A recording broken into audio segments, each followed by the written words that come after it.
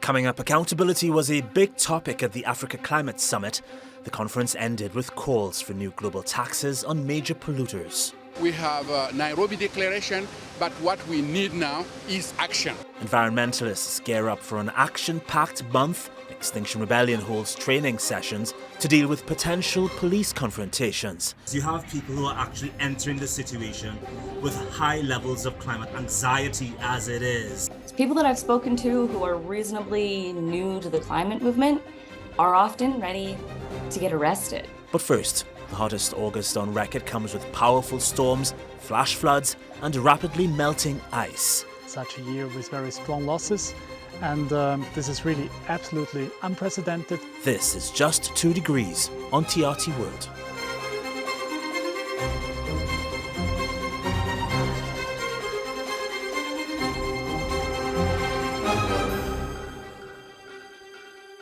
It's been a summer of record-breaking heat waves. You know that by now. August was no different.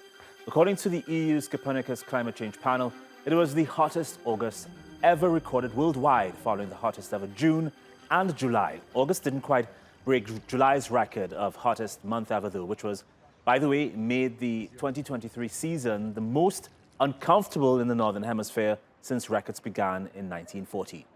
There have been more wildfires and longer drought periods. Thousands of people have died.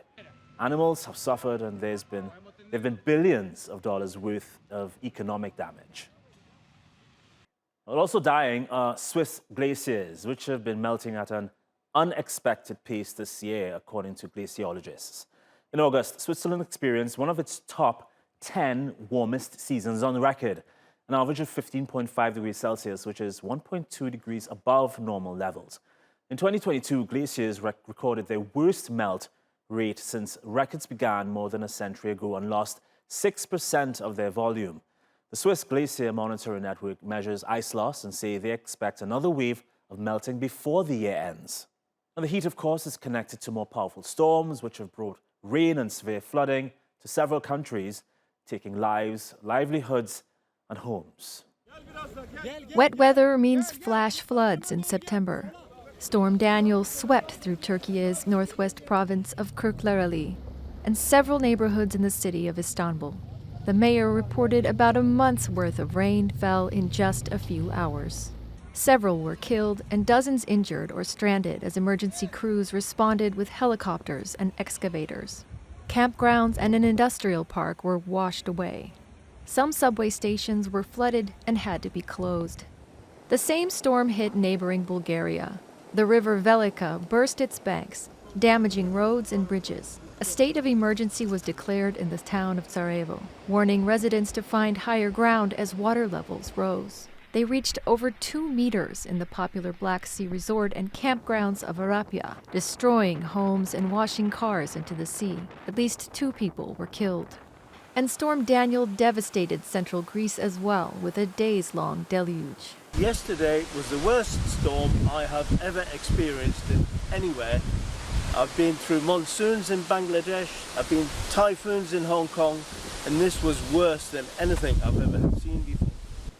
Torrential rain hit Volos, Skiathos, and Pelion, flooding homes and businesses, triggering landslides and carrying away cars. Officials call it the most extreme rainfall on record. In South America, an extratropical cyclone struck more than 60 cities in Brazil, with floods killing around 30 people and leaving more than 1,600 homeless. It's the highest death toll the state has seen due to a climate event. A água veio muito rápido, subia 2 metros por hora e nós estávamos aqui, começamos a tirar a tarde, tiramos um pouco dos móveis, levantamos em cima ali, que é um segundo piso, para salvar. E saímos a milhão, a água que saiu, acho que era umas 5 horas da tarde, já saímos aqui com água aqui dos caras levando o que tinha e foi rápido. Like many there, Marcos searched the rubble to see what he could recover, but the floods left nothing behind. Sarah Balter, Just 2 Degrees. A lack of finance is hindering the progress of resource-rich Africa. On the continent are critical minerals like cobalt, which are needed for electric vehicle batteries. It's also home to 60% of the planet's best solar resources. The problem is that Africa only receives a measly 2% of global clean energy spending. It's an issue that was high on the agenda at the Africa Climate Summit in Kenya. More than 20 African leaders adopted the so-called Nairobi Declaration, which proposes ways to tap into the region's renewable energy potential. We have a Nairobi Declaration, but what we need now is action. No talking, but we need now, since we have a document, we need to put our act together to move forward for the implementation, for the well-being of the people of our continent. Our friend Abigail Klima was at the summit. She's a Kenyan environmentalist and host of the Hali Hewa podcast. That's a program that amplifies African climate and energy stories. I'm super curious to figure out, or to learn rather, if you heard anything you were hoping to hear out of this Africa Climate Summit. For starters, this is quite a historical moment for Africa because for once we're coming together. For me, I see it as a family gathering where we're coordinating ourselves and bringing together African heads of states and African communities to come together and decide what they want their common position to be. So that is one of the things that I was hoping to see. And of course, that was reflected in the Nairobi Declaration that was adopted, read by the Kenyan President Ruto, and he had other presidents, including the African Union Chairman, Musa Faki. So some of the asks that I really wanted included in that particular declaration was energy, because of course we always speak about Africa's potential and Africa's vast resources when it comes to solar, wind, hydro, geothermal, and it gave me so much hope to see that one of the asks was that they are calling for $600 billion to increase Africa's renewable energy generation capacity. That's basically tripling Africa's renewable energy capacity, which is a win. And of course, one of the biggest issues as well, which was in the main agenda, was green growth and climate finance. And our president has been very vocal about restructuring the global financial architecture. And of course, that was also one to make sure that the financing structure that exists works in favor of us as an African continent, because it has always worked again. What would you say, the three main points of the Nairobi Declaration that you mentioned a while ago? So the three main asks that I can remember off the top of my head from what I read was the financial restructure. So they called for new global taxes to fund climate action, and of course the restructuring of the existing financial structure, that is GCF, of course World Bank, and how it actually funds projects in Africa. They also called for collective work on face down on coal and ban on all fossil fuel subsidies. And then lastly, the one that I can remember was to commit to focusing on economic development plans, looking at just energy transition and renewable energy generation, because in Africa, when you speak about energy or just energy transition, it directly ties to development, because the reality is that about 600 million of us still don't have access to electricity. And of course, there's issues of lack of clean cooking alternatives. And of course, now with the fact that this particular declaration is actually featuring these issues, it's so important for us. Yeah, we know there's vast potential on the African continent for green energy. What was the international response? Because you mentioned there were quite a few international delegations there. What was their response to the African proposals of new global taxes and reforms to international financial institutions to help fund climate change action? One thing I must mention is that actually most of the meetings were closed, so not very many people had access to those conversations. But I did see, someone like John Kerry, who I think committed some money. We're going to provide an additional $30 million for climate-resilient food security efforts across Africa. Carbon markets was actually a very big conversation in this particular summit. And of course, we know the issue that comes with carbon markets and us feeling like it's false solutions, because it's like we're giving leeway countries that emit to keep emitting as long as they can pay, they can pay for the carbon markets that most of them exist within the African continent. So I get the sense that the reaction, yeah, I really wouldn't know. I really wouldn't know because my focus was really on what the African heads of states and civil society organizations are calling for. But I must also mention that there was something called the Real Climate Summit, which included indigenous communities, because from the start they said the realm of leadership for the Africa Climate Summit was McKinsey, which is not an African-led organization, of course. So African civil societies felt like this was actually not an African-led process because at the realm of leadership was an American-based organization. So on Monday, there was actually a protest with indigenous communities, civil society organizations, and they also had their own declaration. And that's because it felt like in this particular summit, the issue on climate justice was missed because it was mainly focused on the financing aspect and saying, let's take away everything and bring new structures. But you see, it takes away the climate justice aspect because then we are saying loss and damage is not in the conversation anymore, or, polluter pay principle, those most responsible should pay for what they have caused. And so that was also happening, and they were very big on fossil fuel phase out, not just the phase down that was written in the declaration, and other issues that came out clearly was the inclusion of African voices, because this particular summit was supposed to serve as an opportunity for Africa to come together and have one voice moving to COP28. It is estimated up to 10,000 emperor penguin chicks have died in Antarctica in an event recorded by satellite late last year. The cause of death was the loss of much of the sea ice making up their natural breeding grounds. Several colonies were affected when the ice broke up underneath the chicks before they developed the ability to swim. Well, experts say the event is unprecedented but not unexpected, as scientists have observed a trend of sea ice levels receding for years. If it continues, it's feared more than 90% of emperor penguin colonies could be gone by 2100. That's the year. Now to discuss this, Sinan Yirmibeshoglu joins me. He's a polar research expert at the Scientific and Technological Research Council of Turkey. Hi there, Sinan. It's good meeting you face to face. Thank you so much. It is good to see you also. Thank you. All right, so are penguins intuitive enough, you think, to realize that the sea ice is unreliable? I mean, will they try to breed again in the same spot, or will they look for safer grounds in the future? They will look for safer grounds, but they will take a look at the close places.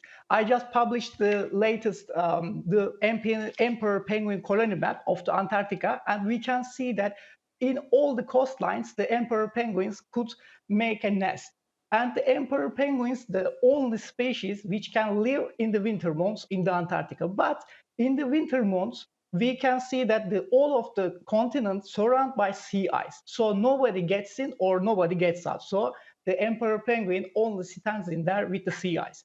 But in summer months, a very huge ratio is going to be melt because of the coming sunlight and warm ocean current. So that's create a very unreliable situation for the penguins, because in our days, the ratio of the sea ice is going very low. So we also break another record in 2022. And in this year, also we break this record a second time. So this is the lowest time of the sea ice around the Antarctic continent. So that's why we lose a colony just in the Smiley Island. So the British Antarctic Survey researchers just found that from the satellite images. So nobody see them in the area. They just found that with the satellite imagery. But the next year, when the emperor penguins came back from the ocean, they will look for another place for the colony. But it will be in the close places, in the same places. And also we found some two new emperor penguins in just north of the Smiley Island in this year, in the Turkish Antarctic expedition. So emperor penguins can change and look for another safer places for their colony to survive in Antarctica. And they are the only species they can adapt and live in this extreme environment. Sinan, is there anything that we could do or should do to help the emperor penguins? Yes, of course. For example, I can give an example that everyone can do in their homes. We just need to follow the water. So if you look for the earth, the half of the fresh water just in the icy positions in the Antarctica. So if we clean the other part of the waters in the world, if we keep that clean, this sea ice can be naturally melt and get frozen back in the winter time. So the most important thing is we did not interrupt the nature's process. This is a very important part of the Earth. If the dark side comes to the polar regions, we call them the 6 months in the winter times, the ocean gets frozen. So sea ice just occurs. But in the summer times, when the heat comes and also the other ocean waters comes to the polar oceans with the sunlight in the summer months, they just go melt. So if we change the chemical properties of this water, for example, if we put oil or if we put nuclear waste or other pollutions to the sea, we change its chemical process. So if you put it in your home, even in Istanbul or even in Europe or even in Africa, the pollutant water goes to the polar regions. So the sea ice needs minus 1.5 centigrade Celsius to get frozen, but we are changing its chemical properties. So that is the tricky point. So in this time, I didn't tell the climate change effects. So if you put it to these pollutional effects, it will be goes higher. So the nature needs its normal positions like minus 1.5, but we are just changing it with anthropogenic effects. Very simple example for it. If you go to the kitchen and if you make a French fries, if you put the fried oil to the kitchen and it goes to the water. So if you do that, one drop of oil can make a pollution, one swimming pool. So that is the very simple thing we can have. This is super fascinating, Sinan. I wish we had more time to talk about it, but we'll have to leave it for there. Thank you so much for your time. Appreciate it. Thank you so much. Well, things aren't much better at the opposite pole. The Arctic has been the most affected by global climate change in recent years. The ice there is melting rapidly, and that's affecting the region's polar bears. The world's largest land predator has been designated as a vulnerable species in the International Union for Conservation of Nature Red List. The bears may look happy here, but their figures are falling. Scientists say that unless carbon emissions are reduced, polar bears in many areas may become extinct by the end of this century. One of the most prominent climate organizations in the world, Extinction Rebellion, has a series of actions lined up for September. The New York City arm of the group has been focusing on how to shift public sentiment about the urgency of the ecological crisis and improve their own image. In preparation for planned protest action, they organized training sessions for members. So, Jennifer, tell me about the training coming up for the activists of Extinction Rebellion. Firstly, why is training necessary? I think there's a few different reasons. One, being involved in direct action can be stressful. And people need to know and to feel comfortable going in with what the action might look like and feel like so that they can both A, make good decisions beforehand about how they want to get involved, and B, that during the action, they're prepared for a few different situations. So during the training, we have both information on how the action might go, also what are the different levels of risk that people might want to be involved in. An action requires many, many different people in many, many different roles.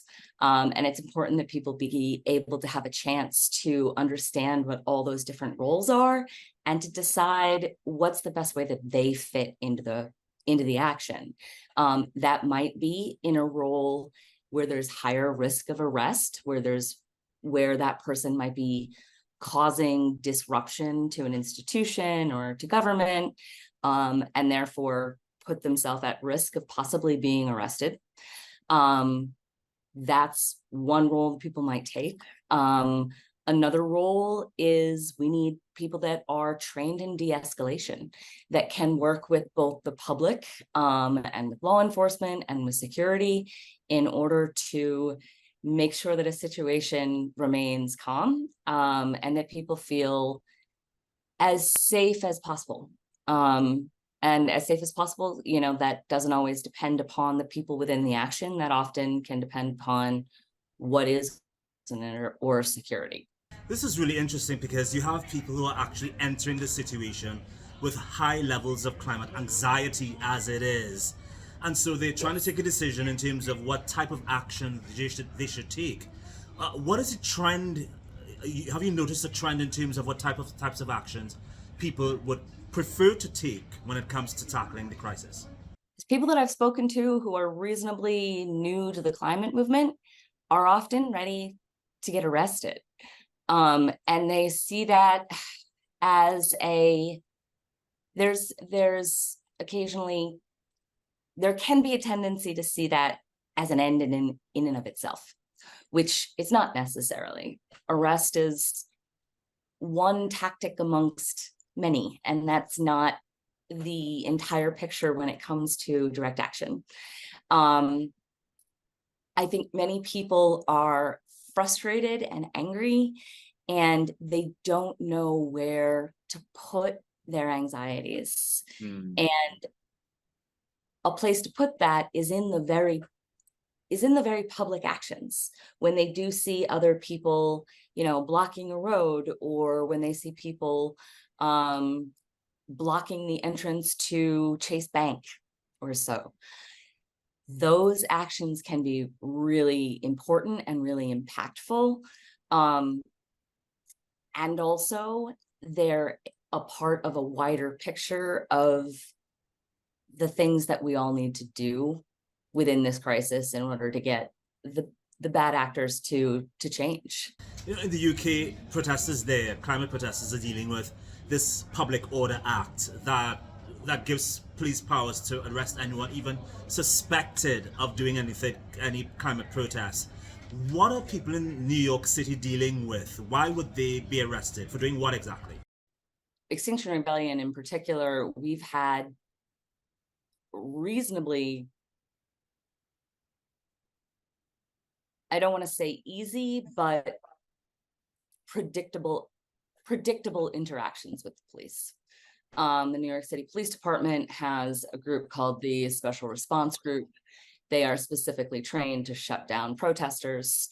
There's a pretty predictable set of ways that they do that. Are they authorized to use force?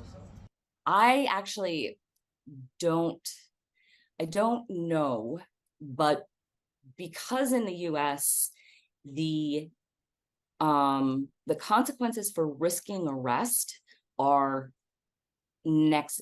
quite another level. So like in the UK, where you see people like going limp and being carried off of a protest, we do not advise anyone to do that here in New York City. Because if you do that, you will be seen as risking arrest. And that can be, I may or may not be correct when I say that it's possibly a felony. So what'll happen, say if there's blocking the entrance to Chase Bank, the police will come in and they'll announce that people need to leave, and if they don't leave, they'll be arrested. Usually that message is conveyed several times over quite a few minutes, and which can allow people to make the decision as to whether they want to be in the area that the people who are going to be arrested or not, or who are going to be arrested, whether they want to be there or not. And then after a certain amount of time, the police will go in and start arresting people. As we will not to resist arrest at all, we've not yet had an incident where the police have used force. And I say that not yet. The police, especially in the United States and the NYPD, treat people of color is very different than the way that they treat people who are white. And not all of our people who have faced the NYPD are white, but that tends to be a majority, and we know that that does affect the treatment. And that's our show. We leave you with images from Karti Suktupu, that's a Caribbean island off Panama's north coast. Rising sea levels threaten communities there. Hundreds of indigenous residents are preparing to pack up and relocate to safe grounds.